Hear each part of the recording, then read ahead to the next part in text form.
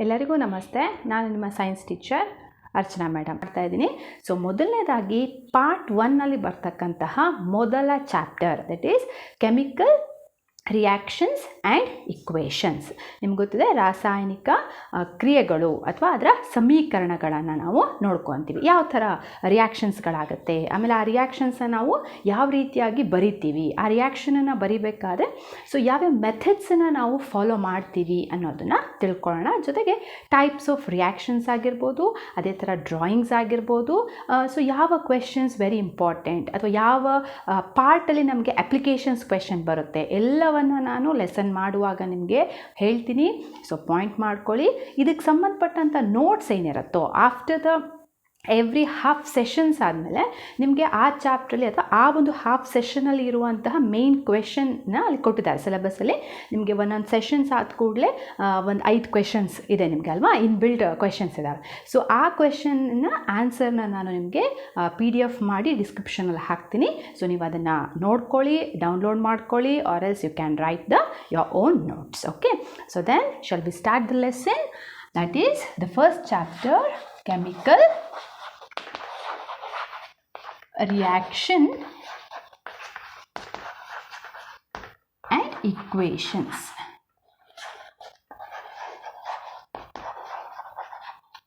So ಚಾಪ್ಟರ್ನ slow ಆಗಿ, ಯಾವುದೇ ರೀತಿಯಾದ ಗಡಿಬಿಡಿ ಇಲ್ಲದೆ, ಸೊ ನಿಧಾನವಾಗಿ ಕ್ಲಿಯರ್ ಕಟ್ಟಾಗಿ ಪಾಯಿಂಟ್ ವೈಸ್, ಸ್ಟೆಪ್ ವೈಸ್ ನಾವು ಇದನ್ನು ಸ್ಟಡಿ ಮಾಡ್ಕೊಳ್ಳೋಣ. ಸೊ ಮೊದಲನೇದಾಗಿ ಇಲ್ಲಿ ನಾವು ಹೆಡ್ಡಿಂಗ್ಸಲ್ಲಿ 2 ಪಾರ್ಟ್ ನೋಡ್ತೀವಿ. So that is chemical reaction, ಇನ್ನೊಂದು ಇಕ್ವೇಷನ್ಸ್.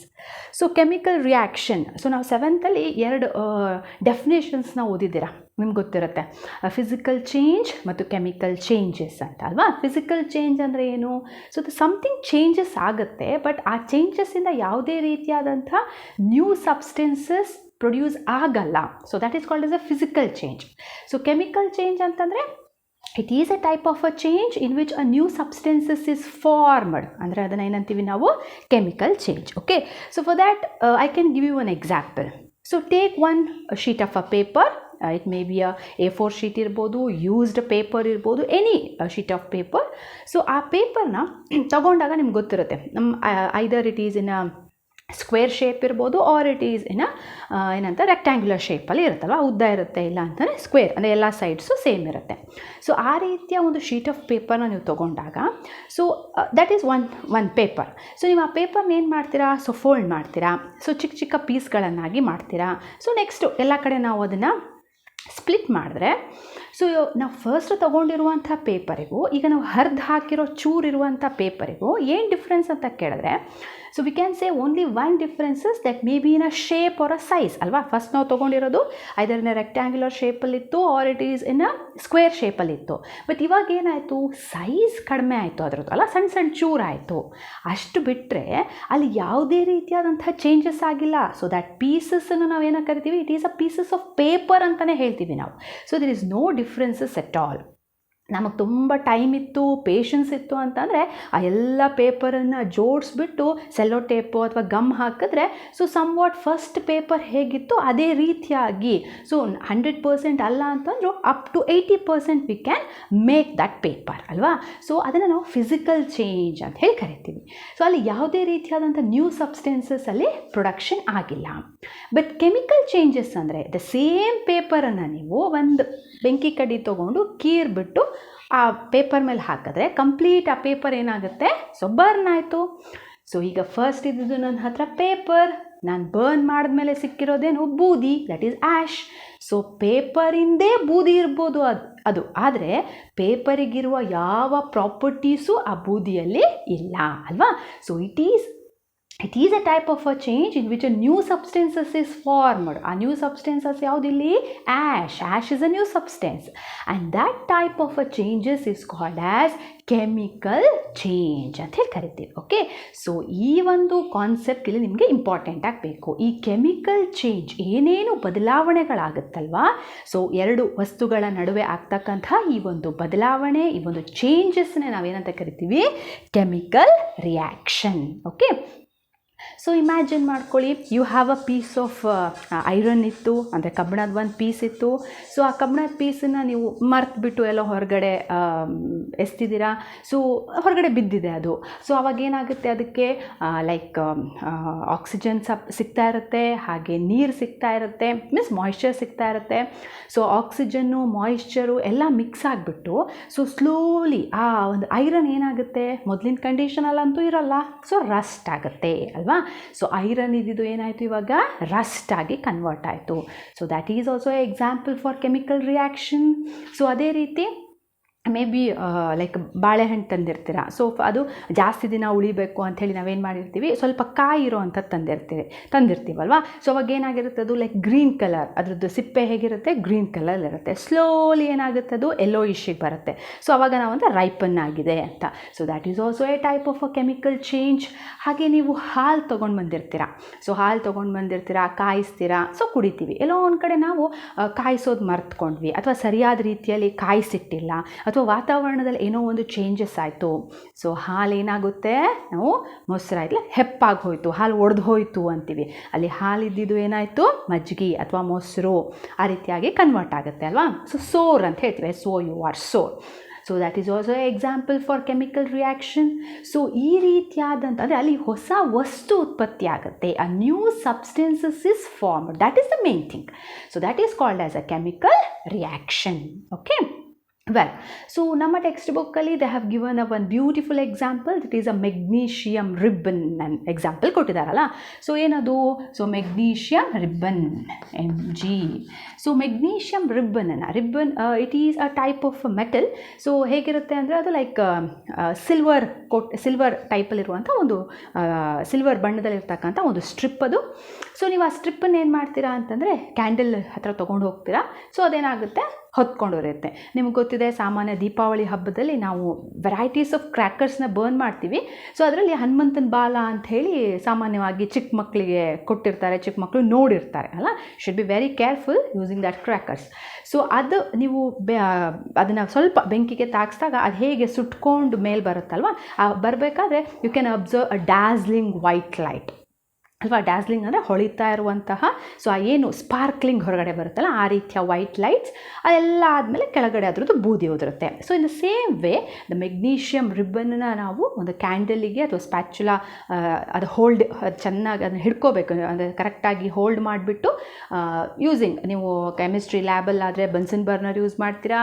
ಸೊ ಮನೆಯಲ್ಲೇ ಎಕ್ಸ್ಪೆರಿಮೆಂಟ್ ಮಾಡ್ತಾ ಇದ್ದೀರಾ ಅಂದರೆ ಕ್ಯಾಂಡಲಿಂದ ಅಥವಾ ಬೇರೆ ಯಾವುದೋ ದೀಪದ ಸಹಾಯದಿಂದ ಅದನ್ನು ಉರಿಸಿದಾಗ ಅದೇನಾಗುತ್ತೆ, ಸೊ ಬರ್ನ್ ಆಗುತ್ತೆ. So when it is burning, it gives a dazzling white light. Okay, ಅದು ಏನಾಗುತ್ತೆ, ಬ್ರೈಟ್ ವೈಟ್ ಲೈಟನ್ನು ಕೊಟ್ಟು ಸುಟ್ಟು ಅದು ಬೂದಿಯಾಗಿ ಬಿಡುತ್ತೆ. Okay, so that is a reaction. ಇಲ್ಲಿ ಮೆಗ್ನೀಷಿಯಮ್ ಉರಿತಾ ಇದೆ ಅಂದರೆ ಆಕ್ಸಿಜನ್ ಸಹಾಯದಿಂದ ಅದೇನಾಗ್ತಾ ಇದೆ, ಬರ್ನ್ ಆಗ್ತಾ ಇದೆ. ಸೊ ಬೂದಿ ಉದುರುತ್ತೆ. ಸೊ ಅದನ್ನೇನಂತ ಕರಿತೀವಿ ನಾವು, magnesium oxide, MgO. That is magnesium oxide. Okay. So ಈಗ ನಾನು ಡೈರೆಕ್ಟಾಗಿ ಇಕ್ವೇಷನ್ ಮೀನ್ಸ್ ಫಾರ್ಮುಲಾದಲ್ಲಿ ಬರ್ತಿದ್ದೀನಿ. ಸೊ ನಿಮಗೆ ಗೊತ್ತಿರಲಿ, Mg means magnesium, O2 means that is oxygen, and MgO means magnesium oxide. Okay. So ಇದು ಒಂದು ಪಾಪ್ಯುಲರ್ ಎಕ್ಸಾಂಪಲ್ಲು ನಮಗೆ ಟೆಕ್ಸ್ಟ್ ಬುಕ್ಕಲ್ಲಿ ಕೊಟ್ಟಿದ್ದಾರೆ. ಸೊ ಮೆಗ್ನೀಷಿಯಮ್ ಆಕ್ಸಿಜನ್ ಜೊತೆ ರಿಯಾಕ್ಷನ್ ಆಯಿತು. ಆಕ್ಸಿಜನ್ ಜೊತೆ ರಿಯಾಕ್ಷನ್ ಆಯಿತು ಅಂದರೆ ನಾವು ಬರ್ನ್ ಮಾಡ್ತೀವಿ. ಸೊ ಬರ್ನಿಂಗ್ ಮಾಡ್ತಾ ಇದ್ದೀವಿ ಅಂದರೆ ಅಲ್ಲಿ ಆಕ್ಸಿಜನ್ ಸಪ್ಲೈ ಇದೆ ಅಂತ. It gives magnesium oxide. Okay. So ಇದೊಂದು ಪೌಡರ್ ಫಾರ್ಮ್, ಆ್ಯಶ್ ಅಂತಿರಲ್ಲ ಅದು. ಸೊ ಇದನ್ನು ನಾವು ಯಾವುದಕ್ಕೆ ಎಕ್ಸಾಂಪಲ್ ಕೊಡ್ಬೋದು, it is a best example for chemical reaction. Okay. Well, so ಅದಾದ ನಂತರ ಸೊ ಟೆಕ್ಸ್ಟ್ ಬುಕ್ಕಲ್ಲಿ they have given 2 more examples. So but ನಮಗೆ ಒಂದು ಎಕ್ಸಾಂಪಲ್, ಬಿಕಾಸ್ ಈ ಒಂದು ಚಾಪ್ಟ್ರಲ್ಲಿ, especially in this chapter we have a plenties of examples ಇದ್ದಾವೆ.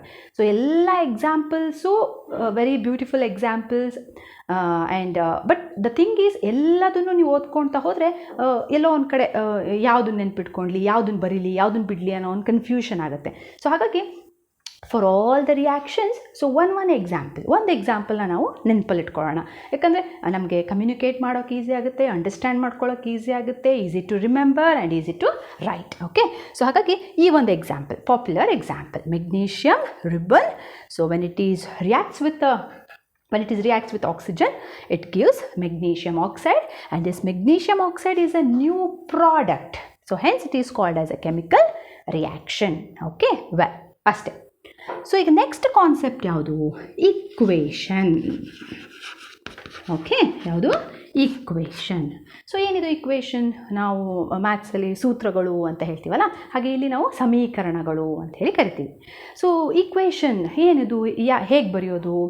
ಸೊ ಯಾವ ಥರ ನೆನ್ಪಿಟ್ಕೊಳ್ಳೋದು, ಅಥವಾ ಏನಾದರೂ ರೂಲ್ಸ್ ಇದೆಯಾ ಬರೆಯೋದಕ್ಕೆ? ಸೊ ಇಲ್ಲಿ ರೂಲ್ಸ್ ಅಂತಾಗಲಿ ಆ ಥರ ಏನೂ ಇಲ್ಲ. ಸೊ ಈಕ್ವೇಷನ್ ಅಂತ ಅಂದಾಗ ಫಸ್ಟ್ ನಮಗೇನು ಗೊತ್ತಿರಬೇಕಂದ್ರೆ, ನೀವು ಯಾವುದೇ ಎಲಿಮೆಂಟ್ ಹೆಸರು ಹೇಳ್ತೀರಾ ಅಂದಾಗ ಅದರ ಸಿಂಬಲ್ ನಮಗೆ ಗೊತ್ತಿರಬೇಕು. ಅದರ ಸಿಂಬಲ್ ಗೊತ್ತಿತ್ತು ಅಂದರೆ we can easily write the equations. ನೀವು 8th 9th ಸೈನ್ಸ್ ಸಿಲೆಬಸ್ಸನ್ನು ಓದಬೇಕಾದ್ರೆ ನಿಮ್ಮ ಟೀಚರ್ಸ್ ಎಲ್ಲ ಹೇಳಿರ್ತಾರೆ, ಲೈಕ್ ಪಿರಿಯಾಡಿಕ್ ಟೇಬಲನ್ನು ಸೊ ಆಫನ್ ಆಗಿ ನೋಡ್ತಾ ಇರಿ ಅಂತ. ಎಸ್, ಪಿರಿಯಾಡಿಕ್ ಟೇಬಲನ್ನು ನಾವು ನೋಡ್ತಾ ಇದ್ದ ಹಾಗೆ, ಅಥವಾ ಅದರಲ್ಲಿರುವಂಥ ಎಲಿಮೆಂಟ್ಸನ್ನ ದಿನಕ್ಕೆ ಒಂದೊಂದು ಎಲಿಮೆಂಟನ್ನು ಕಲಿತ್ರೂ ಸಾಕು. ಸೊ 3 months ಒಳಗಡೆ ನೀವೇನು ಮಾಡ್ತೀರಾ, ವಿತಿನ್ 3.5 months ಒಳಗಡೆ ಕಂಪ್ಲೀಟಾಗಿ you are thorough with the periodic element. Okay, periodic table ಬಗ್ಗೆ ನೀವು ಕಂಪ್ಲೀಟ್ ಥರೋ ಆಗಿಬಿಡ್ತೀರಾ. ಸೊ ಹಾಗಾಗಿ ಒಂದೇ ದಿನ ಕೂತ್ಕೊಂಡು ಅಷ್ಟು ಎಲಿಮೆಂಟನ್ನ ಗಟ್ಟು ಹೊಡಿಬೇಕು, ಬಾಯ್ಟ್ ಮಾಡಬೇಕು, ಬರ್ಕೊಳ್ಬೇಕು, 10 ಸಲ ಬರಿಬೇಕು, ಏನು ಬೇಡ. ದಿನಕ್ಕೆ ಒಂದೇ ಒಂದು ಎಲಿಮೆಂಟನ್ನು ಕಲಿತಾ ಹೋಗಿ. ಸೊ ಅವಾಗ ಏನಾಗುತ್ತೆ, ಈ ರೀತಿಯ ಕಾನ್ಸೆಪ್ಟ್ಸ್, ಯಾಕಂದರೆ ನಾವು ಸೈನ್ಸ್ ಸಿಲೆಬಸ್ ಅಂತ ಅಂದಮೇಲೆ ಅದರಲ್ಲಿ 3 ಪಾರ್ಟಿಷನ್ ಏನು ಮಾಡ್ತೀವಲ್ಲ, ಫಿಸಿಕ್ಸ್, ಕೆಮಿಸ್ಟ್ರಿ, ಬಯಾಲಜಿ. ಕೆಮಿಸ್ಟ್ರಿಯಲ್ಲಿ ನಾವು ಓದುವಂಥದ್ದೇ ಲೈಕ್ ಕೆಮಿಕಲ್ಸ್ ಬಗ್ಗೆ. ಸೊ ಕೆಮಿಕಲ್ಸ್ ಅಂತಂದರೆ ಅಲ್ಲಿ ಎಲಿಮೆಂಟ್ಸ್ಗಳು ಬಂದೇ ಬರುತ್ತೆ. ಸೊ ಹಾಗಾಗಿ ಎಲಿಮೆಂಟ್ಸ್ಗಳನ್ನು ಬರಿಬೇಕಾದ್ರೆ so we should be hold on that ಅಲ್ವಾ. ಪಿರಿಯಾಡಿಕ್ ಟೇಬಲ್ ಮೇಲೆ ನಮಗೆ ಸ್ವಲ್ಪನಾದರೂ ಹೋಲ್ಡಿಂಗ್ ಇರಬೇಕು. ಸೊ ಹಾಗಾಗಿ ಡೈಲಿ ಒನ್ ಎಲಿಮೆಂಟನ್ನು try to learn that. Okay, ಅದರ ನೇಮ್ಸು ಮತ್ತು ಅದರ ಸಿಂಬಲನ್ನು ಕಲ್ತ್ಕೊಂಡ್ರೆ you can easily write the equations. Okay, so ಈಗ ಇಕ್ವೇಷನ್ ನೋಡೋಣ. ಸೊ ಇಕ್ವೇಷನ್ಸ್, ಯಾಕಂದರೆ ಚಾಪ್ಟರ್ ಹೆಡ್ಡಿಂಗ್ ಇರೋದೇನು ನಮಗೆ ಕೆಮಿಕಲ್ ರಿಯಾಕ್ಷನ್, ಅದರ ಜೊತೆಗೆ ಇಕ್ವೇಷನ್ಸ್. ಸೊ ಇಕ್ವೇಷನ್ಸಲ್ಲಿ ನಾನು ಇಲ್ಲೇ ಬರೆದಿದ್ದೀನಿ ನೋಡಿ, 2 ರೀತಿಯಾದಂಥ ಇಕ್ವೇಷನ್ಸ್ ಇರುತ್ತೆ. ಒಂದು ವರ್ಡ್ ಫಾರ್ಮ್ಯಾಟಲ್ಲಿರುತ್ತೆ, ಇನ್ನೊಂದು ಸಿಂಬಲ್ ಫಾರ್ಮ್ಯಾಟಲ್ಲಿರುತ್ತೆ. ವರ್ಡ್ ಫಾರ್ಮ್ಯಾಟ್ ಅಂದರೆ ಏನು? WORD, ವರ್ಡ್ ಫಾರ್ಮ್ಯಾಟ್ ಅಂದರೆ, ಸೊ ನಾನಿವಾಗ ಅದನ್ನು ಸೆಂಟೆನ್ಸಲ್ಲಿ ಹೇಳ್ತಾ ಇದ್ದೀನಲ್ವ, ಸ್ಟೇಟ್ಮೆಂಟಲ್ಲಿ ಹೇಳ್ತೀನಿ. ಹೇಗೆ? When magnesium ribbon reacts with the oxygen it gives magnesium oxide. So ಇದು ಸ್ಟೇಟ್ಮೆಂಟ್ ಅಲ್ವಾ, ವರ್ಡ್ ಫಾರ್ಮ್ಯಾಟಲ್ಲಿ ಬರೀತೀರಾ. Magnesium with the spelling plus oxygen give rise to magnesium oxide ಅಂತ ಹೇಳಿ ಬರೀತೀವಿ. ಸೊ ಇದನ್ನು ವರ್ಡ್ ಫಾರ್ಮ್ಯಾಟ್ ಅಥವಾ ಸ್ಟೇಟ್ಮೆಂಟ್ ಫಾರ್ಮ್ಯಾಟ್ ಅಂತ ಹೇಳಿ ಕರಿತೀವಿ.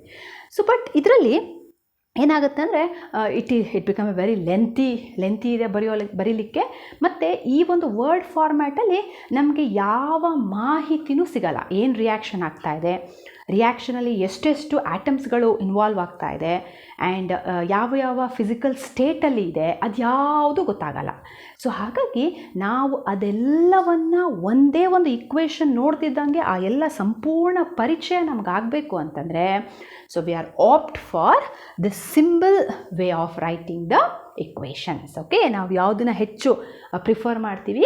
ಸಿಂಬಲ್ ಫಾರ್ಮ್ಯಾಟಲ್ಲಿ ಬರೆಯುವಂಥದ್ದು. ಈಗ ಮೆಗ್ನೀಷಿಯಮ್, ಅದರ ಸಿಂಬಲ್ ಬರೆದಿದ್ದೀನಿ Mg, oxygen O2, that is magnesium oxide MgO. Clear? So ಈ ಸಿಂಬಲ್ ಫಾರ್ಮ್ಯಾಟಲ್ಲಿ ಬರೆದಿದ್ರೆ ಸೊ ಅದು ವೆರಿ ಈಸಿಯಾಗಿ ನಮಗೆ ಕನ್ವೆ ಆಗ್ತದೆ. ಸೊ ಹಾಗಾಗಿ ಇಲ್ಲಿ ಈ ಚಾಪ್ಟ್ರಲ್ಲಿ ನಾವು ನೋಡುವಂಥದ್ದೇ ಈ ಸಿಂಬಲ್ ಫಾರ್ಮ್ಯಾಟಲ್ಲಿ ಹೇಗೆ ಇಕ್ವೇಷನ್ಸ ಬರೆಯೋದು, ಮತ್ತು ಆ ಇಕ್ವೇಷನ್ನ ಯಾವ ರೀತಿಯಾಗಿ ಬ್ಯಾಲೆನ್ಸಿಂಗ್ ಮಾಡುವಂಥದ್ದು, ಅದೇ very important. Okay, well, so after writing this equation we'll move on to the next concept is balancing the equation. Okay, balance. So ಇಕ್ವೇಷನ್ಲಿ ಏನು ಒಂದೇ ಎಕ್ಸಾಂಪಲ್ ಕೊಟ್ಟಿದ್ದಾರಲ್ಲ ಮೇಡಮ್, ಬರೀ ಮೆಗ್ನೀಷಿಯಮ್, ಹಾಗಾದ್ರೆ ಒಂದೇ ಇಕ್ವೇಷನ್ನ? ಇಲ್ಲ, ತುಂಬ ಎಕ್ಸಾಂಪಲ್ ಇದೆ. ಫಾರ್ ಎಕ್ಸಾಂಪಲ್, ಈಗ carbon reacts with oxygen give rise to carbon dioxide. So water means hydrogen reacts with oxygen give rise to water. So ಹಾಗೆ ಫಸ್ಟ್ ಎಕ್ಸಾಂಪಲೇ ಹೇಳಿದ್ದು magnesium reacts with oxygen, give rise to magnesium oxide. So sodium reacts with a chlorine, give rise to sodium chloride. So ಹಾಗೆ hydrogen reacts with the chlorine, give rise to hydrochloric acid. So there are so many examples ಅಲ್ವಾ. So ಈ ರೀತಿ ಸುಮಾರು ಎಕ್ಸಾಂಪಲ್ಸ್ಗಳಿದ್ದಾವೆ.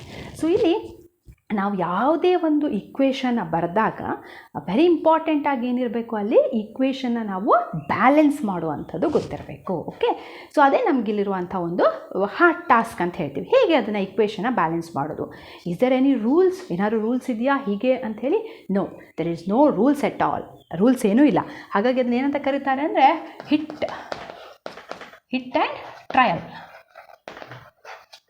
Okay, so ಅಂದರೆ like ಇನ್ನೊಂದು ಥರನೂ ಹೇಳ್ಬೋದು, trial and error method ಅಂತ. So trial and error method ಅಂತಂದರೆ ನಿಮಗೆ ಹೇಗೆ ಅದನ್ನು ವರ್ಕೌಟ್ ಮಾಡೋಕ್ಕಾಗುತ್ತೋ ಹಾಗೆ ಮಾಡಿ, ಅಂಟಿಲ್ ಅಂದರೆ ತಪ್ಪುಗಳಾಗುತ್ತೆ. ಸೊ ತಪ್ಪು ಮಾಡ್ತಾನೆ ಇಕ್ವೇಷನ್ ಏನು ಮಾಡ್ತೀವಿ ನಾವು, ಸರಿ ಬರೆಯೋದನ್ನು ಕಲಿತೀವಿ. So trial and error method. So ಹಾಗಾಗಿ ಇಲ್ಲಿ ಯಾವುದೇ ರೀತಿಯಾದಂತಹ ರೂಲ್ಸ್ ಹೀಗೆ ಮಾಡಬೇಕು ಅಥವಾ ಹೀಗೆ ಬರಿಬೇಕು, ಇದನ್ನೇ ಫಾಲೋ ಮಾಡಬೇಕು ಇಲ್ಲ. Okay, so but first equation ಬರೆಯೋದನ್ನು ಕಲ್ತ್ಕೊಳ್ಳಿ. ಸೊ ದೆನ್ ಆಫ್ಟರ್ವರ್ಡ್ಸ್ ಏನು ಮಾಡಬೇಕು, ನಾವು ಬ್ಯಾಲೆನ್ಸ್ ಮಾಡೋದನ್ನು ಕಲ್ತ್ಕೊತೀವಿ. ಓಕೆ, ವೆಲ್, ಸೊ ಇಲ್ಲಿ ಬ್ಯಾಲೆನ್ಸಿಂಗ್ ಮಾಡೋಕ್ಕಿಂತ ಮುಂಚೆ ಸೊ ಒಂದು ಇಕ್ವೇಷನ್ನ ಫಸ್ಟ್ ಬರ್ಕೊಳ್ಳೋಣ. ಸೊ ಯಾವ equation? As same old equation, magnesium plus oxygen give rise to magnesium oxide. So ಇಲ್ಲಿ ಕೆಲವೊಂದಿಷ್ಟು ವರ್ಡ್ಸ್, ನ್ಯೂ ವರ್ಡ್ಸ್, ನಿಮಗೆ ಅವೆಲ್ಲ ಹೊಸ ಟರ್ಮಿನಾಲಜಿ. ಸೊ ಅದನ್ನು ಒಂದು ಸ್ವಲ್ಪ ಅರ್ಥ ಮಾಡ್ಕೊಳ್ಳೋಣ. ಏನದು? ಸೊ ಇಲ್ಲಿ ನಿಮಗೆ ಕ್ಲಿಯರ್ ಕಟ್ಟಾಗಿ ಕಾಣಿಸ್ತಾ ಇದೆ ಅಂದ್ಕೊತೀನಿ. ಮೆಗ್ನೀಷಿಯಮ್ ಪ್ಲಸ್ ಆಕ್ಸಿಜನ್, ಈ ಆ್ಯರೋ ಮಾರ್ಕ್ನ ಏನಂತ ಹೇಳ್ತಾ ಇದ್ದೀನಿ ನಾನು, give rise to magnesium oxide. So ಇಲ್ಲಿ ಆ್ಯರೋ ಮಾರ್ಕಿನ ಹಿಂಬದಿಯಲ್ಲಿರೋದನ್ನು ನಾವು LHS ಅಂದರೆ ಲೆಫ್ಟ್ ಹ್ಯಾಂಡ್ ಸೈಡ್ ಅಂತೀವಿ. ಸೊ ಆ್ಯರೋ ಮಾರ್ಕಿನ ಬಲಭಾಗದಲ್ಲಿರೋದನ್ನು ಏನಂತ ಕರಿತೀವಿ, RHS, that is right hand side. Next, so LHS ಇದಕ್ಕೆ ಇನ್ನೊಂದು ಹೆಸರೇನು, ರಿಯಾಕ್ಟೆಂಟ್ಸ್. ಹಾಗೂ ರೈಟ್ ಸೈಡಲ್ಲಿರೋದನ್ನು ಏನಂತ ಕರಿತೀವಿ ನಾವು, ಪ್ರಾಡಕ್ಟ್ಸ್. ಓಕೆ, ಸೊ ಇಲ್ಲಿ ರಿಯಾಕ್ಟೆಂಟ್ಸ್ಗಳು ಯಾವ್ದ್ಯಾವುದು, ಮೆಗ್ನೀಷಿಯಮ್ ಮತ್ತು ಆಕ್ಸಿಜನ್ ರಿಯಾಕ್ಟೆಂಟ್ಸ್. ಇವೆರಡು ರಿಯಾಕ್ಟ್ ಆಗಿ ಏನನ್ನು ಕೊಡ್ತಾ ಇದೆ ನಮಗೆ, ಪ್ರಾಡಕ್ಟ್ಸನ್ನು ಕೊಡ್ತಾ ಇದೆ. ಸೊ ಆ್ಯರೋ ಮಾರ್ಕಿನ ಹಿಂಭಾಗದಲ್ಲಿರೋದನ್ನು ನಾವು LHS ಅಂತೀವಿ. ಸೊ ಆ್ಯರೋ ಮಾರ್ಕಿನ ಬಲಭಾಗದಲ್ಲಿರೋದನ್ನು ನಾವು products, that is RHS. Okay, well, so ಇಲ್ಲಿ ನಾವು ಏನೇ ಬ್ಯಾಲೆನ್ಸ್ ಮಾಡಬೇಕಾದ್ರೆ ಅಥವಾ ಯಾಕೆ ಬ್ಯಾಲೆನ್ಸ್ ಮಾಡಬೇಕು ಅನ್ನೋದು ಗೊತ್ತಾಗಬೇಕಲ್ಲ ನಮಗೆ. ಯಾಕೆ ನಾವು ಇಕ್ವೇಷನ್ನ ಬ್ಯಾಲೆನ್ಸ್ ಮಾಡಬೇಕು? ನಾವು ಯಾಕೆ ಇಕ್ವೇಷನ್ನ ಬ್ಯಾಲೆನ್ಸ್ ಮಾಡ್ತೀವಿ ಅಂತಂದರೆ, ಟು ಒಬೇ ದ ಲಾ. ಒಂದು ಲಾ ಇದೆ, ಆ ಲಾವನ್ನು ನಾವು ಒಬೇ ಮಾಡಬೇಕು. ಒಂದು ರೂಲ್ಸ್ ಇದೆ ಅಲ್ಲ, ಒಂದು ರೂಲ್ಸ್ ಇದೆ, ಒಂದು ನಿಯಮ ಇದೆ, ಒಂದು ಸಿದ್ಧಾಂತ ಇದೆ.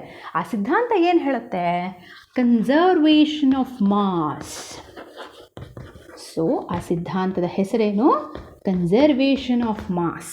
ಓಕೆ, ಏನದು ಕನ್ಸರ್ವೇಷನ್ ಆಫ್ ಮಾಸ್? ಸೊ ಈ ಒಂದು ಸಿದ್ಧಾಂತ ಏನು ಹೇಳುತ್ತೆ ಅಂದರೆ, so mass can neither be created nor be destroyed. ಅಂದರೆ ಇಲ್ಲಿ ನಾವು ಯಾವುದೇ ಒಂದು ರಿಯಾಕ್ಷನ್ಗೆ ತಗೊಂಡಿರುವಂಥ ವಸ್ತುಗಳು, ರಿಯಾಕ್ಷನ್ ಆದಮೇಲೆ ಬರುವಂಥ ಪ್ರಾಡಕ್ಟ್ ಇದೆಯಲ್ಲ, ನೀವು ಮೊದಲು ಎಷ್ಟು ಪ್ರಮಾಣದಲ್ಲಿ ತಗೊಂಡಿರ್ತೀರೋ ಅದೇ ಪ್ರಮಾಣದಲ್ಲಿ ಏನು ಸಿಗುತ್ತೆ ನಿಮಗೆ, ಪ್ರಾಡಕ್ಟ್ ಸಿಗುತ್ತೆ.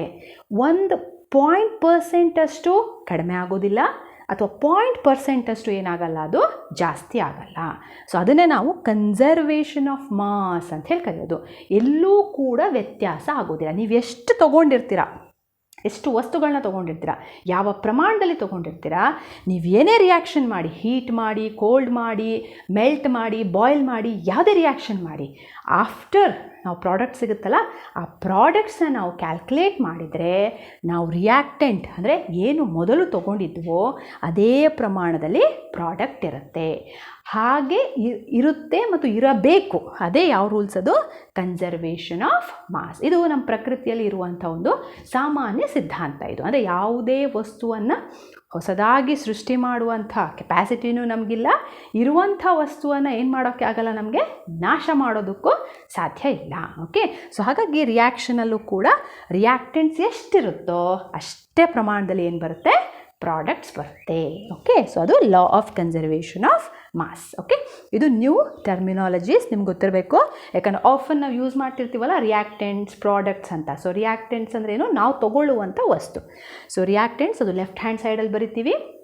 ಸೊ ಎರಡು ವಸ್ತು ತೊಗೊಂಡಿದ್ರೆ ಪ್ಲಸ್ ಅನ್ನೋ ಸಿಂಬಲ್ ಸೇರಿಸಿ ಬರಿತೀವಿ. ಸೊ ರಿಯಾಕ್ಷನ್ ಆದಮೇಲೆ ಬರುವಂಥ ವಸ್ತು ರೈಟ್ ಹ್ಯಾಂಡ್ ಸೈಡಲ್ಲಿ ಬರಿತೀವಿ. ಸೊ ಅವುಗಳನ್ನು ಏನಂತ ಕರಿತೀವಿ ನಾವು, ಪ್ರಾಡಕ್ಟ್ಸ್ ಅಂತ ಹೇಳಿ ಕರಿತೀವಿ. ಕ್ಲಿಯರ್? Okay, next. ಸೊ ಈಗ ಇಕ್ವೇಷನನ್ನು ಬ್ಯಾಲೆನ್ಸ್ ಅಂತ ಹೇಳಿದೆ ಅಲ್ವಾ. ಸೊ ಬ್ಯಾಲೆನ್ಸ್ ಒಂದು ನೋಡೋಣ. ಹಾಗೆ ಬ್ಯಾಲೆನ್ಸ್ ಇಲ್ಲದೆ ಇರ್ತಕ್ಕಂಥದ್ದನ್ನು ಹೇಗೆ ಬ್ಯಾಲೆನ್ಸ್ ಮಾಡುವಂಥದ್ದು ಅಂತ. Okay, so one example, zinc, that is Zn, plus sulfuric acid give rise to ZnSO4 plus H2. Okay, so ಇದು ಒಂದು ಇಕ್ವೇಷನ್ ನಿಮಗೆ ಈಗಾಗಲೇ ನಾನು ಹೇಳಿರೋ ಹಾಗೆ. ಸೊ ಇದು ಯಾವ ಒಂದು ಫಾರ್ಮ್ಯಾಟಲ್ಲಿದೆ ಅಂದರೆ ಸಿಂಬಲ್ ಫಾರ್ಮ್ಯಾಟಲ್ಲಿ ಬರೆದಿದ್ದೀವಿ. ಸೊ ಗೊತ್ತಾಗುತ್ತೆ ನಿಮಗೆ. Zn ಅಂದರೆ zinc, H2SO4 sulphuric acid, give rise to ಅಂದರೆ ಇವೆರಡು ರಿಯಾಕ್ಷನ್ ಆಗಿದೆ. ಸೊ ಏನು ಪ್ರಾಡಕ್ಟ್ ಬಂದಿದೆ ನಮಗೆ, ZnSO4 zinc sulphate plus hydrogen gas liberation ಆಗಿದೆ. ಓಕೆ, ವೆಲ್, ಸೊ ಈಗ ಇದು ಬ್ಯಾಲೆನ್ಸ್ ಇದೆಯಾ ಅಥವಾ ಬ್ಯಾಲೆನ್ಸ್ ಇಲ್ವಾ ಅನ್ನೋದು ಚೆಕ್ ಮಾಡಬೇಕು. ಸೊ ಬ್ಯಾಲೆನ್ಸ್ ಇದೆಯಾ ಅಂತಂದರೆ ಏನು, so total number of atoms present in LHS, ಈ ಲೆಫ್ಟ್ ಹ್ಯಾಂಡ್ ಸೈಡಲ್ಲಿ ಎಷ್ಟು ಆಟಮ್ಗಳು ಇದ್ದಾವೋ ಅದು ಯಾವುದಕ್ಕೆ ಮ್ಯಾಚ್ ಆಗಬೇಕು, ರೈಟ್ ಹ್ಯಾಂಡ್ ಸೈಡಲ್ಲಿರುವಂಥ ಆಟಮ್ಸಿಗೆ ಮ್ಯಾಚ್ ಆಗಬೇಕು. ಓಕೆ, ಆವಾಗ ಆ ಇಕ್ವೇಷನ್ ಏನಂತ ಕರಿತೀವಿ ನಾವು, ಬ್ಯಾಲೆನ್ಸ್ಡ್ ಅಂತ ಹೇಳಿ ಕರಿತೀವಿ. ಸೊ ಅದು ನಾವು ಮತ್ತೇನು ಮಾಡೋಕ್ಕಿರಲ್ಲ ಅಲ್ಲಿ. ಬಟ್ ಬ್ಯಾಲೆನ್ಸ್ಡ್ ಆಗಿಲ್ಲ ಅಂದರೆ we have to further proceed. Okay, so ಅದು ಹೇಗೆ ಮಾಡೋದು ಅಂತ ನೋಡೋಣ. ಸೊ ಮೊದಲನೇದಾಗಿ ಫಸ್ಟ್ ಚೆಕ್ ಮಾಡೋಣ ಇದು ಬ್ಯಾಲೆನ್ಸ್ ಆಗಿದೆಯಾ ಇಲ್ಲ ಅಂತ. ಸೊ ಫಸ್ಟ್ ಆಫ್ ಆಲ್ ಈ ಆ್ಯರೋ ಮಾರ್ಕಿನ ಹಿಂಭಾಗದಲ್ಲಿರ್ತಕ್ಕಂಥ ಇಕ್ವೇಷನಲ್ಲಿ Zn ಇದೆ ಮತ್ತು H2SO4 ಇದೆ. ಸೊ ನಾವು ಬರ್ಕೊಳ್ಳೋಣ ಏನೇನು ಆಟಮ್ಸ್ ಇದೆ. Zn ಇದೆ, ಹೈಡ್ರೋಜನ್ ಇದೆ, ಸಲ್ಫರ್ ಇದೆ, ಆಕ್ಸಿಜನ್ ಇದೆ. ಕ್ಲಿಯರ್ ಅಲ್ವಾ? ಇನ್ನೊಂದು ಸಲ ಹೇಳ್ತೀನಿ. ಆ್ಯರೋ ಮಾರ್ಕಿನ ಹಿಂಭಾಗದಲ್ಲಿರ್ತಕ್ಕಂತಹ ಏನು ರಿಯಾಕ್ಟೆಂಟ್ಸ್ಗಳಲ್ಲಿ ಇರುವಂತಹ ಎಲಿಮೆಂಟ್ಸ್ಗಳನ್ನು ಬರ್ಕೊಂಡಿದ್ದೀನಿ ನಾನು. ಯಾವುದ್ಯಾವುದು, Zn ದಟ್ ಈಸ್ ಜಿಂಕ್. ಇದೆರಡು ಒಂದೇ ಆಯಿತಾ. Zn ಅಂತ ಬರೆದ್ರೆ Z ಬೇರೆ N ಬೇರೆ ಅಂತ ಅಲ್ಲ. Zn it is a symbol for a zinc. Suppose ನೈಟ್ರೋಜನ್ಗಾದರೆ ಕ್ಯಾಪಿಟಲ್ N ಇರುತ್ತೆ. Okay, next H hydrogen, S oxygen, S sulphur, O is a oxygen. So ಈಗ ಎಷ್ಟಿದೆ ಅಂತ ಬರ್ಕೊಳ್ಳೋಣ ಸೆಕೆಂಡ್ ಸ್ಟೆಪ್. ಸೊ Zn ಎಷ್ಟಿದೆ, ಸೊ ಇಲ್ಲಿ ಏನೂ ಮೆನ್ಷನ್ ಮಾಡಿಲ್ಲ ಅಂದರೆ it is that nothing but 1 ಇದೆ ಅಂತ. Okay, 1 Zn. ಸಪೋಸ್ 2 ಇದ್ದಿದ್ರೆ they will mention. So Zn 1 ಇದೆ ನೋಡಿ. ಹೈಡ್ರೋಜನ್ ಎಷ್ಟಿದೆ, 2. ಸಲ್ಫರ್ ಎಷ್ಟಿದೆ, 1. ಆಕ್ಸಿಜನ್ ಎಷ್ಟಿದೆ, 4. ಗೊತ್ತಾಗ್ತಿದೆಯಲ್ಲ. So number of atoms present in a Zn ಅಲ್ಲಿ ಎಷ್ಟಿದೆ atoms, only 1. Hydrogen 2 atom, sulphur 1 atom, oxygen 4 atom. Okay, so the same ಏನು ಎಲಿಮೆಂಟ್ಸ್ ರಿಪೀಟ್ ಆಗುತ್ತೆ. ಸೊ ಅದನ್ನು ಸೇಮ್ ಆರ್ಡ್ರಲ್ಲಿ ಬರ್ಕೊಳ್ಳೋಣ. ಇಲ್ಲೂ ಇದೆ Zn ಇದೆ, ಇಲ್ಲೂ ಹೈಡ್ರೋಜನ್ ಇದೆ, ಸೊ ಇಲ್ಲೂ S ಇದೆ ದಟ್ ಇಸ್ ಸಲ್ಫರ್, ಇಲ್ಲೂ ಆಕ್ಸಿಜನ್ ಇದೆ. ಈಗ ನಂಬರ್ ಕೌಂಟ್ ಮಾಡೋಣ. ರೈಟ್ ಹ್ಯಾಂಡ್ ಸೈಡಲ್ಲಿ Zn 1, hydrogen 2, sulphur 1, oxygen 4. Clear? Zn 1, hydrogen 2, sulphur 1, oxygen 4. So ಎರಡು ಸೈಡನ್ನು ಕಂಪೇರ್ ಮಾಡಿ, LHS ಮತ್ತು RHS. 1 2 1 4, ಇದು 1 2 1 4.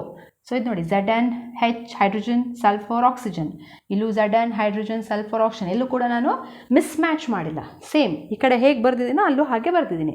ಸೊ ಎರಡೂ ಸೈಡಲ್ಲಿ ಆಟಮ್ಗಳೇನಾಗಿದೆ, ಸೇಮ್ ಇದೆ ಅಲ್ವಾ, ಒಂದೇ ಥರ ಇದೆ. ಸೊ ಈ ರೀತಿಯ ಇಕ್ವೇಷನ್ನ ಏನಂತ ಕರಿತೀವಿ ನಾವು, ಬ್ಯಾಲೆನ್ಸ್ಡ್ ಇಕ್ವೇಷನ್ ಅಂತ ಹೇಳಿ ಕರಿತೀವಿ. ಏನಂತ ಕರಿತೀವಿ, ಬ್ಯಾಲೆನ್ಸ್ಡ್ ಇಕ್ವೇಷನ್. ಅಂದರೆ the number of atoms present in LHS ಅಥವಾ reactant side is equals to number of atoms in a right hand side or product side. I will repeat once again.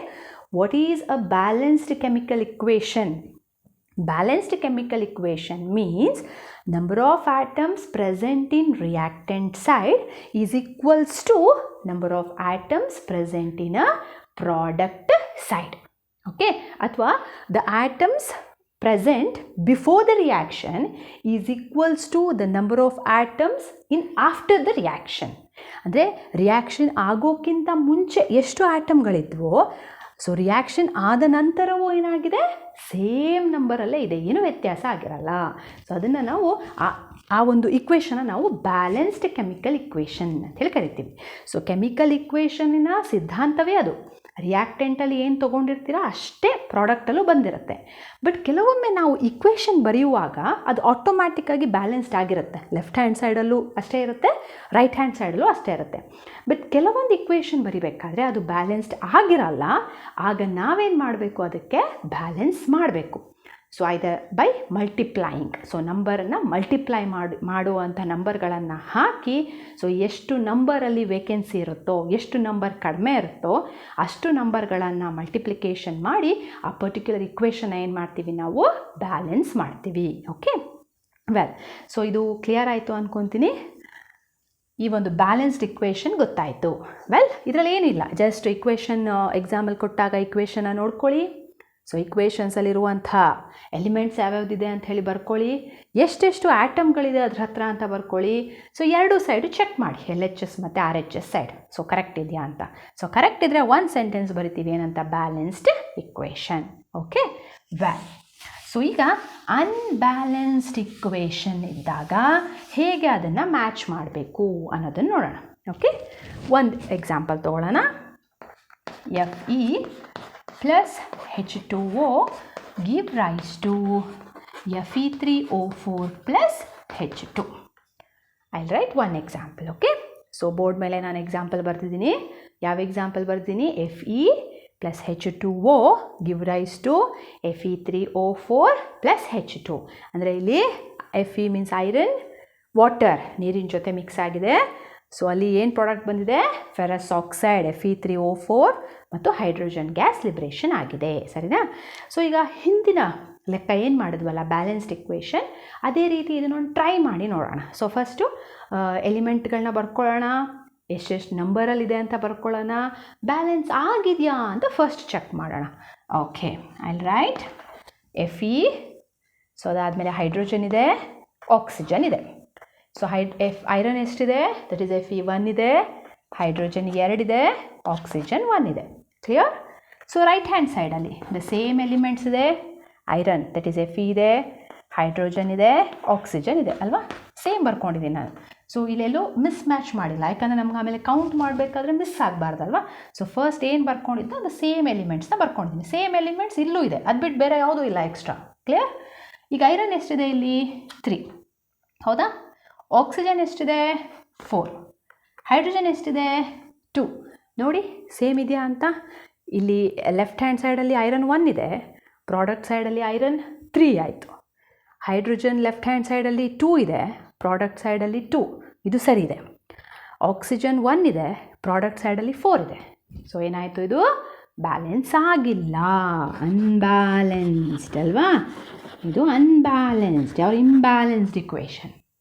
So ಇಂತಹ ಇಕ್ವೇಷನ್ಗಳನ್ನು balance ಮಾಡುವಂಥದ್ದೇ ಈ ಚಾಪ್ಟ್ರಲ್ಲಿ ನಾವು ನೋಡಬೇಕಾಗಿರುವಂಥ major concept ಇದು. Clear?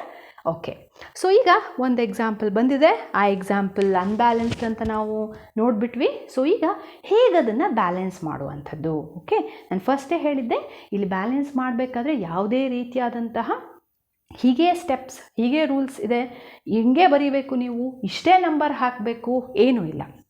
So ನಮಗೆ ಇದು ಅನ್ಬ್ಯಾಲೆನ್ಸ್ಡ್ ಅಂತ ಗೊತ್ತಾಯಿತು. ಸೊ ನೆಕ್ಸ್ಟ್ ಏನು ಮಾಡುವಂಥದ್ದು. ಸೊ ನೆಕ್ಸ್ಟ್ ನಾವು ಚೆಕ್ ಮಾಡ್ಕೊಳ್ಳೋಣ ಹೇಗೆ ಅನ್ಬ್ಯಾಲೆನ್ಸ್ಡ್ ಆಗಿದೆ, ಎಲ್ಲಿ ಯಾವ ನಂಬರನ್ನು ಹಾಕಿದ್ರೆ ಅದು ಬ್ಯಾಲೆನ್ಸ್ ಆಗುತ್ತೆ ಅನ್ನೋದನ್ನು ನೋಡೋಣ. ಸೊ ಮೊದಲನೇದಾಗಿ ಇವುಗಳನ್ನು ಸಪ್ರೇಷನ್ ಮಾಡ್ಕೊಳ್ಳಿ, ಗೊತ್ತಾಗಿಲ್ಲ ಅಂದರೆ ಸಪ್ರೇಷನ್ ಮಾಡ್ಕೊಳ್ಳಿ. ನಮಗೆ ಇಲ್ಲಿ ಕ್ಲಿಯರ್ ಕಟ್ಟಾಗಿ ಗೊತ್ತಾಗ್ತಾ ಇದೆ. So Fe is a one thing, water is a separate one, Fe3O4 is a separate and hydrogen is a separate. This is the first step. Okay, 4 box ಹಾಕ್ಕೊಂಡಿದ್ದೀವಿ. ಸೊ ಈಗೇನಾಯಿತು, ಇಲ್ಲಿ ಕಡಿಮೆ ಇದ್ದಾವೆ, ಸೊ ಇಲ್ಲೇನಾಗಿದೆ, ಜಾಸ್ತಿ ಇದೆ ನಂಬರ್, ಹೌದಲ್ವಾ. ಸೊ ಇನ್ನೊಂದು ಸಲ ಬೇಕಾದರೆ ಬರಿತೀನಿ ನಾನು. ಇಲ್ಲಿ ಐರನ್ 1 ಇದೆ, ಹೈಡ್ರೋಜನ್ 2 ಇದೆ, ಆಕ್ಸಿಜನ್ 1 ಇದೆ. ಸೊ ರೈಟ್ ಹ್ಯಾಂಡ್ ಸೈಡಲ್ಲಿ ಐರನ್ 3 ಇದೆ, ಹೈಡ್ರೋಜನ್ 2 ಇದೆ, ಆಕ್ಸಿಜನ್ ಎಷ್ಟಿದೆ 4 ಇದೆ. ಸೊ ಇಲ್ಲಿ ರೈಟ್ ಹ್ಯಾಂಡ್ ಸೈಡಲ್ಲಿ ಐರನ್ 3 ಇದೆ, ಲೆಫ್ಟ್ ಹ್ಯಾಂಡ್ ಸೈಡಲ್ಲಿ ಐರನ್ ಎಷ್ಟಿದೆ 1 ಇದೆ. ಸೊ ಈಗ ಇದಕ್ಕೆ ನಾವು ಮ್ಯಾಚ್ ಮಾಡಬೇಕು. ಯಾವ್ದು ಜಾಸ್ತಿ ಇದೆ? ರೈಟ್ ಹ್ಯಾಂಡ್ ಸೈಡಲ್ಲಿ ಜಾಸ್ತಿ ಇದೆ. ಇದಕ್ಕೆ ಯಾವುದನ್ನು ಮ್ಯಾಚ್ ಮಾಡಬೇಕು? ಲೆಫ್ಟ್ ಹ್ಯಾಂಡ್ ಸೈಡಲ್ಲಿರುವಂಥ ಐರನ್ನ ಮ್ಯಾಚ್ ಮಾಡಬೇಕು. ಹೇಗೆ ಮ್ಯಾಚ್ ಮಾಡೋದು? ಸೊ ಇದ್ರ ಹಿಂದೆ 3 ಅಂತ ಬರೆಯೋದು, ಮಲ್ಟಿಪ್ಲೈ ಮಾಡೋದು ಅಷ್ಟೇ. ಓಕೆ, ಲೆಫ್ಟ್ ಹ್ಯಾಂಡ್ ಸೈಡಲ್ಲಿರೋ ಐರನನ್ನು ಯಾವ ನಂಬರಿಂದ ಮಲ್ಟಿಪ್ಲೈ ಮಾಡಿದ್ವಿ ನಾವೀಗ? 3 ಅನ್ನೋ ನಂಬರಿಂದ ಮಲ್ಟಿಪ್ಲೈ ಮಾಡಿದ್ವಿ. ಸೊ ಇವಾಗ ಇದು 3 ಆಯ್ತಲ್ವಾ? So 3Fe. ಸೊ ಮ್ಯಾಚ್ ಆಯಿತು. ಕ್ಲಿಯರ್? ಓಕೆ, ಹೈಡ್ರೋಜನಿಗೆ ಆಲ್ರೆಡಿ ಮ್ಯಾಚ್ ಆಗಿದೆ. ನಾವೀಗ ಯಾವುದನ್ನು ಮ್ಯಾಚ್ ಮಾಡಬೇಕು? ನೆಕ್ಸ್ಟ್ ಆಕ್ಸಿಜನ್ನ ಮ್ಯಾಚ್ ಮಾಡಬೇಕು. ಸೊ ಆಕ್ಸಿಜನ್ ರೈಟ್ ಹ್ಯಾಂಡ್ ಸೈಡಲ್ಲಿ ಎಷ್ಟಿದೆ? 4. ಸೊ ಲೆಫ್ಟ್ ಹ್ಯಾಂಡ್ ಸೈಡಲ್ಲಿ ಎಷ್ಟಿದೆ? 1. ಸೊ ಈಗ ಇಲ್ಲಿ ಆಕ್ಸಿಜನ್ ಇರುವಂಥದ್ದು ಈ ಜಾಗದಲ್ಲಿ ಅಲ್ವಾ? H2O ಈ ಜಾಗದಲ್ಲಿದೆ. ಸೊ ಇಲ್ಲಿ ನಾವೇನಾದರೂ ಚೇಂಜಸ್ ಮಾಡಬೇಕು. ಯಾಕಂದರೆ ಈ ರೈಟ್ ಹ್ಯಾಂಡ್ ಸೈಡಲ್ಲಿರುವಂಥ ಆಕ್ಸಿಜನ್ 4ಕ್ಕೆ ಲೆಫ್ಟ್ ಹ್ಯಾಂಡ್ ಸೈಡಲ್ಲಿರೋ ಆಕ್ಸಿಜನ್ನು 4 ಆಗಬೇಕು ಅಂತ ಅಂದರೆ ನಾವು ರೈಟ್ ಹ್ಯಾಂಡ್ ಸೈಡನ್ನು ನೋಡಿಕೊಂಡು ಲೆಫ್ಟ್ ಹ್ಯಾಂಡ್ ಸೈಡಲ್ಲಿ ಮ್ಯಾಚ್ ಮಾಡಬೇಕು. ಸೊ ಈಗ ಏನು ಮಾಡ್ತೀನಿ? ಫಸ್ಟ್ ಮಾಡಿದ ಹಾಗೆ ಈ ಒಂದು ಆಕ್ಸಿಜನ್ನ ಎಷ್ಟರಿಂದ ಮಲ್ಟಿಪ್ಲೈ ಮಾಡ್ತೀನಿ ನಾನು?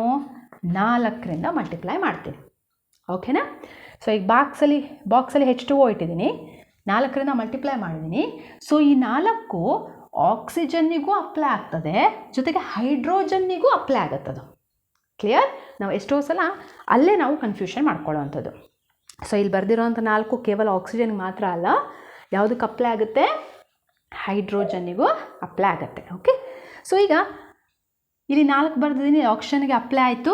ಸೊ ಆಪ್ಷನ್ 1 ಇದ್ದಿದ್ದು ಎಷ್ಟಾಯಿತು? 4 ಆಯಿತು. ಈಗ ಇದು ಬ್ಯಾಲೆನ್ಸ್ ಆಯಿತು, ಐರನ್ ಬ್ಯಾಲೆನ್ಸ್ ಆಯಿತು, ಆಕ್ಸಿಜನ್ನು ಬ್ಯಾಲೆನ್ಸ್ ಆಯಿತು. ಆದರೆ ಈಗ ಬ್ಯಾಲೆನ್ಸ್ ಆಗಿದ್ದ ಹೈಡ್ರೋಜನ್ ಈಗ ಚೇಂಜ್ ಆಯಿತು, ಹೌದಲ್ವಾ?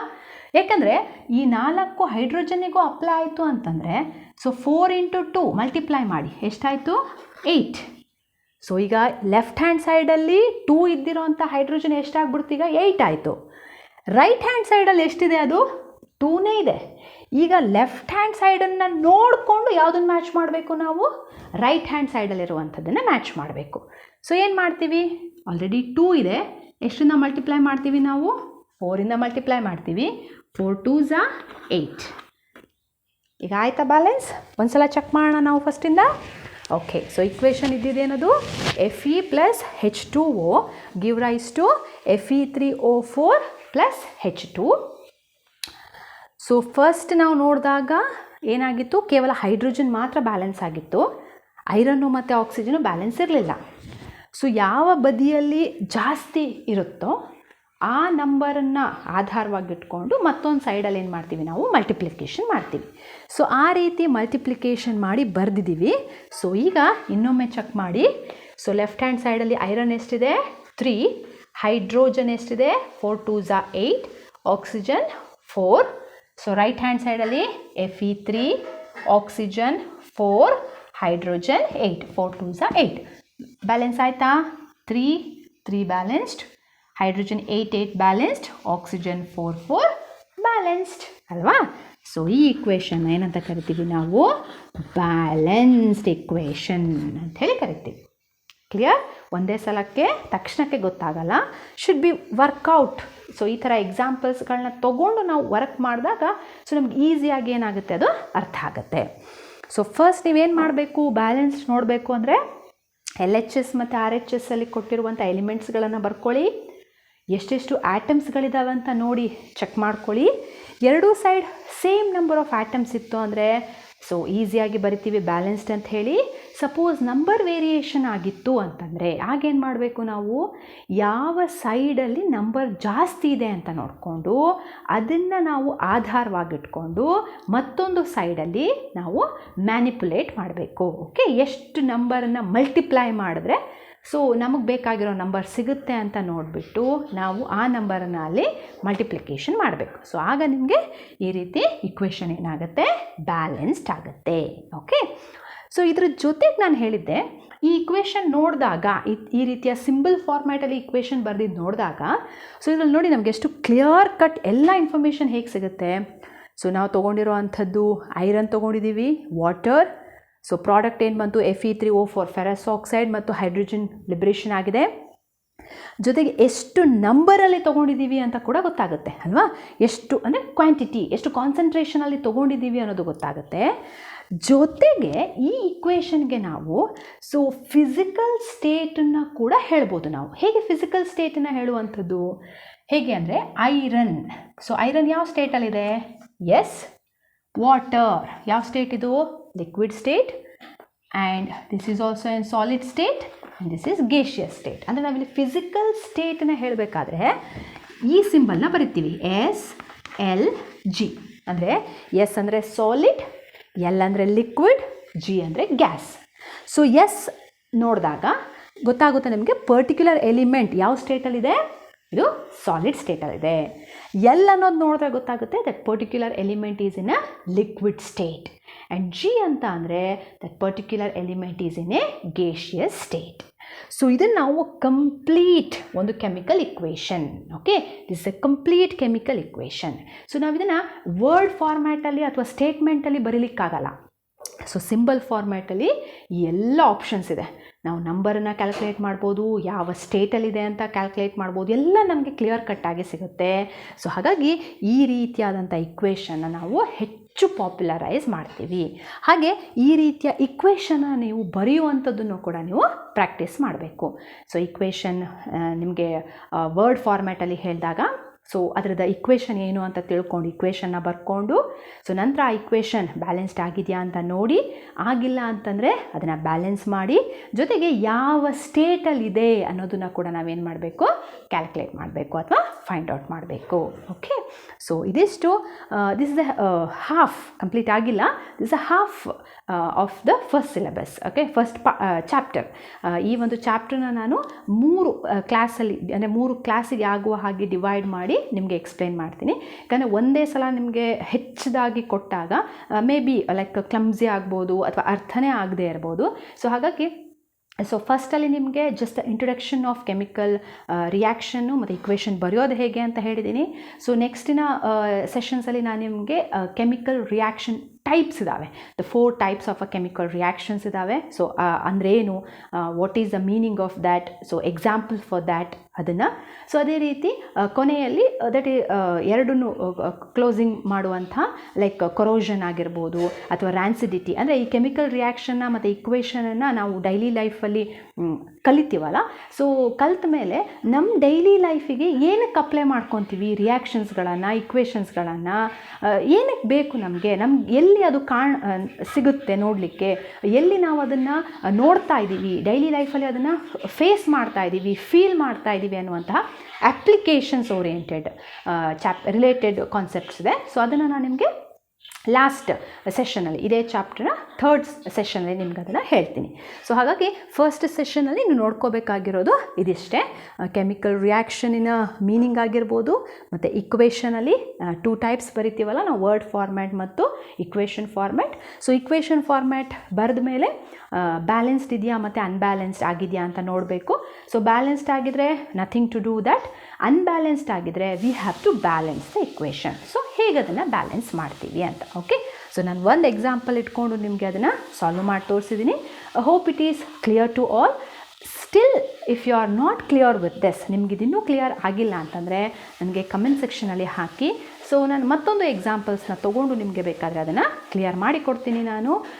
ಹಾಗಾಗಿ ಮುಂದಿನ ಸೆಷನ್ನಲ್ಲಿ ನಾನು ಏನೇ ಮುಂದುವರಿಬೇಕಾದರೂ ಅಥವಾ ಹೇಗೆ ಮುಂದುವರಿಬೇಕಾದರೂ ಲೆಸನನ್ನು, ನಿಮ್ಮ comments is very very important. ಅದೇ ನನಗೆ ಒಂದು ರೀತಿ ಬೂಸ್ಟಿಂಗ್ ಇದ್ದಂಗೆ. ಹಾಗಾಗಿ ಕಮೆಂಟ್ಸಲ್ಲಿ you can give me the clear comment on that. Okay, what really you are expecting from me, ನನ್ನಿಂದ ಏನು ನೀವು ಎಕ್ಸ್ಪೆಕ್ಟ್ ಮಾಡ್ತಿದ್ದೀರಾ, ಯಾವ ರೀತಿಯಾಗಿ ನಾನು ನಿಮಗೆ ಎಕ್ಸ್ಪ್ಲೇನ್ ಮಾಡಬೇಕು, ಯಾವ ರೀತಿ ಇನ್ನೂ ಎಕ್ಸಾಂಪಲ್ಸ್ ಕೊಡಬೇಕಾ, ಅಥವಾ is it okay with you all. ಅದನ್ನು ನಾನು ಏನೇ ಆದರೂ ಕಮೆಂಟ್ ಸೆಕ್ಷನಲ್ಲಿ ಎಕ್ಸ್ಪೆಕ್ಟ್ ಮಾಡ್ತೀನಿ. ನೆಕ್ಸ್ಟ್ ಸೆಷನಲ್ಲಿ ಇದರ ಮುಂದುವರಿದ ಭಾಗ ಟೈಪ್ಸ್ ಆಫ್ ಕೆಮಿಕಲ್ ರಿಯಾಕ್ಷನ್ನ ನಾನು ನಿಮಗೆ ಎಕ್ಸ್ಪ್ಲೇನ್ ಮಾಡ್ತೀನಿ. ಅಲ್ಲಿ ತನಕ ಮತ್ತೊಮ್ಮೆ ಎಲ್ಲರಿಗೂ ನಮಸ್ಕಾರ.